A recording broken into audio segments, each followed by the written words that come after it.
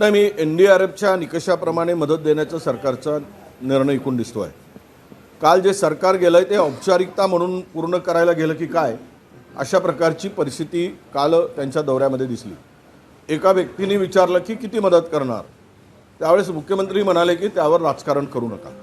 याचा अर्थ काय की मदतीची कुठलीही ठोस भूमिका किंवा किती देणार याबाबत सरकारने गुप्तता का ठेवली. जर बांधावर जात आहे तर मंत्र्यांनी का सांगू नये, मुख्यमंत्र्यांनी का सांगू नये की तुम्हाला एवढी मदत मिळेल, इतक्या हेक्टरपर्यंत मिळेल. आता isakal.com आहे देशातील नंबर 1 ची मराठी न्यूज वेबसाईट. प्रत्येक अपडेटसाठी isakal.com ला नक्की भेट द्या. आणि इथे कुठे राजकारण आलंय? खरं तर यामध्ये सरकारची नियतच ही शेतकऱ्यांना बनवाबनवीची दिसते आहे. जर आपण NDRF SDRFच्या निकषाप्रमाणे गेलो तर 8,500 रुपये प्रति हेक्टरी, म्हणजेच 2 हेक्टरपर्यंत मदत देण्याची सरकारची तयारी दिसते. 5 एकरपर्यंतच्या शेतकऱ्यांना केवळ 17,000 रुपये ही मदत मिळणार आहे. आणि या मदतीनं काय होणार आहे? पूर्ण पीक गेलं. आता सोयाबीनवर येलो मोजाक नावाचं मोठा संकट आलेलं आहे आणि त्या येलो मोजाक नावाच्या किडीमुळे एकरी 1 क्विंटलसुद्धा, 1 बोरासुद्धा सोयाबीन होत नाही आहे. मग अशा स्थितीत शेतकऱ्यांनी जगायचं की मरायचं? पूर्वीच शेतकरी महाराष्ट्रामध्ये सगळ्यात आत्महत्या करणारा राज्य म्हणून महाराष्ट्रामध्ये शेतकरी करतोय, शेतकऱ्यांची आत्महत्या होत आहेत. आणि अशा स्थितीमध्ये तुम्ही पीक विम्याचं वाटोळं केलं. निवडणुकीच्या पूर्वी 1 रुपयात विमा, 1 रुपयात विमा बोंबाबोंब केली आणि त्यानंतर त्यामध्ये जे काही ट्रिगर लावलेत त्यामध्ये या सगळ्या संकटामध्ये कुठेही शेतकऱ्याला मदत होणार नाही, पीक विम्याचे पैसे मिळणार नाही.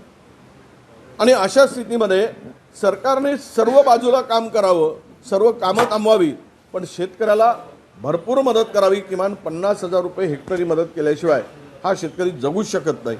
ही परिस्थिती आहे. केवळ मंत्री गेलेत, मुख्यमंत्री गेलेत, उपमुख्यमंत्री गेलेत आणि आपले नावाचे फोटोचे स्टिकर लावून मदत करण्याचा दिखावा काही मंत्री करतायत, काही मुख्यमंत्री करतायत, उपमुख्यमंत्री करतायत. काल ते लोकांनी सामान वापस घेऊन जा म्हणून सांगितलं. याचा अर्थ असा आहे की शेतकऱ्यांचा रोष, कारण होत्याचं नव्हतं झालं, काही शिल्लक राहिलेलं नाही, जनावरं वाहून गेलेत, घरात काही राहिलं नाही आणि पीक पूर्णतः उद्ध्वस्त झालं, जमिनी खरडून गेल्या. मग अशा स्थितीमध्ये त्या बांधावर जाऊन शेतकऱ्याच्या केवळ दिखावा करू नका, तर ठोस काय मदत करणार आहे हे सरकारने सांगितलं पाहिजे, तर शेतकऱ्यांना आधार वाटेल. अजित पवार कर्जमाफीच्या मुद्द्यावरून भडकले. आम्ही काही गोट्या खेळत नाही, आम्हाला माहीत आहे, लाडक्या बहिणीला 25,000 कोटी दिले असं वगैरे म्हणाले. नाही, पण लाडक्या बहिणीला मतासाठी तुम्ही किती पैसे दिलेत? तर मतं घेण्यासाठीच दिले ना. लाडक्या बहिणींचा वापर काय केला? सत्तेमध्ये येण्यासाठी. नाही तर तुम्हाला कोण विचारलं असते? महाराष्ट्रात जनतेने नाकारलंच होतं. लाडक्या बहिणींना तुम्ही थोडासा हे 1,500 रुपये महिना सुरू केला आणि आम्ही देणार 2100 देणार म्हणून सांगितले. 2100चा तर पताच नाही आणि याचा वापर केवळ निवडणुकीसाठी तुम्ही केला. मग याचा अर्थ असा की शेतकऱ्याला वाऱ्यावर सोडणार का? शेतकऱ्याच्या आत्महत्या बघत राहणार का अजितदादा? त्यामुळे माझा प्रश्न थेट हाच आहे की तुम्ही घोषणा केली, 1 वर्ष होत आहे आता पुढच्या महिन्यामध्ये, आणि 1 वर्षामध्ये जर सरकार शेतकऱ्यांना घोषणा करूनही जर कर्जमाफी करत नसेल तर तुमची नियत साफ नाही. तुम्ही तुमचं केवळ बोलून वेळ मारून नेण्याचा तुमचा इरादा दिसतोय. काय काम होत आहे महाराष्ट्रात?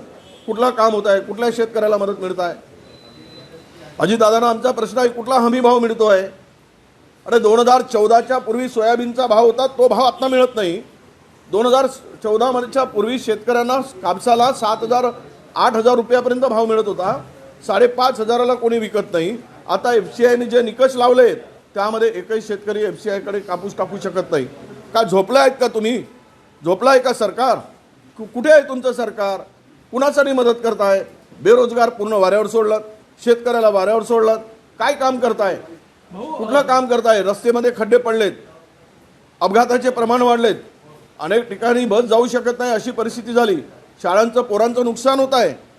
मग तुम्ही काय करताय? कुठे आहे सरकार?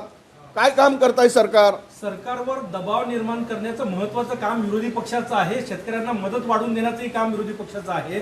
दबाव निर्माण करून विरोधी पक्षाचे किती नेते बांधावर आहेत शेतकऱ्यांच्या? नाही, आमची सगळी खालची यंत्रणा गेली आहे. काल प्रदेशनी आमच्या कमिट्या करून पाठवल्या आहे. आम्ही 28 तारखेपासून हा पुन्हा 2 दिवसाचा पाऊस दाखवल्यामुळे आम्ही थांबलो होतो. आमचा दौरा कालपासून होता, परंतु 28 तारखेपासून आम्ही सर्व नेते शेतकऱ्याच्या बांधावर जाण्याचं ठरवलं आहे आणि वस्तुस्थिती पाहून सरकारला जिल्ह्यामध्ये मोर्चे काढू आणि सरकारचा कुठलाही मंत्री जर मदत मिळाली नाही तर फिरणार नाही, ही आम्ही शेतकऱ्याला असे आम्ही आवाहन करू. बुलढाणा जिल्ह्यात मोठं नुकसान आहे. काँग्रेसचे प्रदेशाध्यक्ष अजून बांधावरही गेलेले नाही. सरकार तर गेलंच नाही. सहपालकमंत्री गेलेले नाही. केंद्रीय मंत्री बुलढाणा जिल्ह्यातले गेले नाही. काँग्रेसचे प्रदेशाध्यक्ष गेले नाही विरोधक म्हणून. नाही, प्रदेशाध्यक्ष या सगळ्या यंत्रणेला, आमच्या प्रदेशच्या कार्यकर्त्यांना जे जिल्ह्याची जबाबदारी देऊन समित्या तयार करून आणि तेही उद्यापासून, मला वाटते प्रदेशाध्यक्ष उद्यापासूनच दौऱ्यावर जात आहेत. हेच सांगितलं मी की पावसाचा पुन्हा अंदाज आला होता, त्यामुळे आत्ता जाण्यापेक्षा एकदा पुन्हा नुकसान झाल्या अधिकचं होणार शेतकऱ्याला या अतिवृष्टीमुळे पुन्हा मोठं नुकसान होणार आहे, तर आपण दौरा तयार करून जावा असं प्रदेशाध्यक्षांचं म्हणणं होतं. तुम्ही आज सोयाबीनची पाहणी करणार आहे का? तुमच्या चंद्रपूर तुम्ही गडचिरोलीला चालले? मी चाललो आहे उद्याला, यवतमाळला चाललो आहे, वर्धेला चाललो आहे उद्या. मी त्या भागामध्ये काही शेतामध्ये या येलो मोजॅक नावाचं जे काही किडी आलेली आहे, प्रादुर्भाव झाला आहे, त्याची पाहणी करणार आहे. भाजपच्या आमदारांनी 1 महिन्याचा पगार देऊ केला आहे मुख्यमंत्री सहायता निधीमध्ये. तुमचं आव्हान काय? आणि तुम्ही पूरग्रस्तांना? नाही, मी पूरग्रस्तांच्या मदतीसाठी मी 6 महिन्याचा निधी, आमदार निधी मी मुख्यमंत्री सहायता निधीमध्ये देणार आहे. सर्व आमदारांनी 6 महिन्याचा निधी द्यावा, सत्ताधारी असू दे की विरोधी असू दे. मी उद्याच पत्र लिहून मुख्यमंत्र्यांना सांगणार आहे, आम्ही 6 महिन्याचा आमदारचा निधी आम्हाला नको आहे. सर्व भाजपच्या आमदारांनी, काँग्रेसच्या आमदारांनी, सर्व आमदारांनी 6 महिन्याचा निधी या संकटग्रस्तासाठी दिला पाहिजे असं आवाहन मी करतो आहे. काँग्रेसचे राज ठाकरेंनी मुख्यमंत्र्यांना पत्र लिहून म्हटलं आहे की शेतकऱ्यांना 30,000ची मदत तरी द्या निदान. कशा पद्धतीने पाहते? 30,000ची मदत तरी द्या म्हणून राज ठाकरेंनी पत्र लिहिलंय, काही टोले लावले नाही, त्यांचं काय म्हणणं आहे ते मला माहीत नाही, पण किमान 50,000 रुपये हेक्टरी दिल्याशिवाय, 2 हेक्टरपर्यंत मदत केल्याशिवाय शेतकरी आता यातून सावरणार नाही, ही वस्तुस्थिती आहे. सोयाबीनचे पंचनामे सुरूच झाले नाही अजून.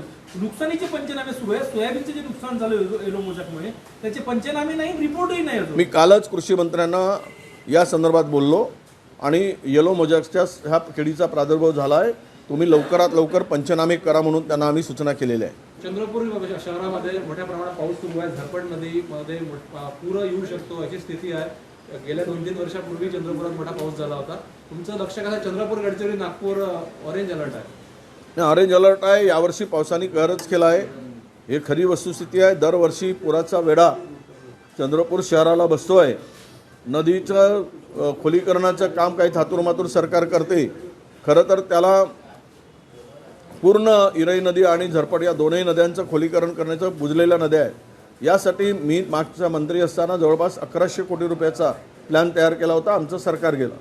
हे 1100 कोटी रुपये हे सर्व दोनही नद्या स्वच्छ करून, खोल करून, प्रोटेक्शन वॉल बांधली असती तर आज या शहराला कुठल्याही प्रकारचा धोका निर्माण झाला नसता. दरवर्षी हजारो कुटुंब या चपेटमध्ये येतात आणि त्यांचं नुकसान होते. कायमस्वरूपी काम करण्याची आवश्यकता आहे. भाऊ, जर तुमच्या मागणीला सरकारनं प्रतिसाद दिला नाही, 50,000 हेक्टर मदत केली नाही तर नाही, आम्ही जिल्ह्यात मोर्चे काढू, सरकारची नामुष्की करू. हे आता शेतकरी सुद्धा हातात तुतारी घेतला आहे, हे लक्षात सरकारने ठेवले पाहिजे. नाहीतर मग मंत्र्यावरच तो आसूड उगारतील. इतकी भयावह परिस्थिती आहे, हे लक्षात घेऊन सरकारने मदत केली पाहिजे असं आमचं आव्हान आहे. देश विदेशातील प्रत्येक घडामोडींचे लाईव्ह अपडेट मिळवण्यासाठी आता साम टीव्हीच्या सर्व सोशल मीडिया प्लॅटफॉर्मला लाईक, फॉलो आणि सबस्क्राईब करा. तसंच सर्व नोटिफिकेशनसाठी बेल आयकॉन प्रेस करायला विसरू नका.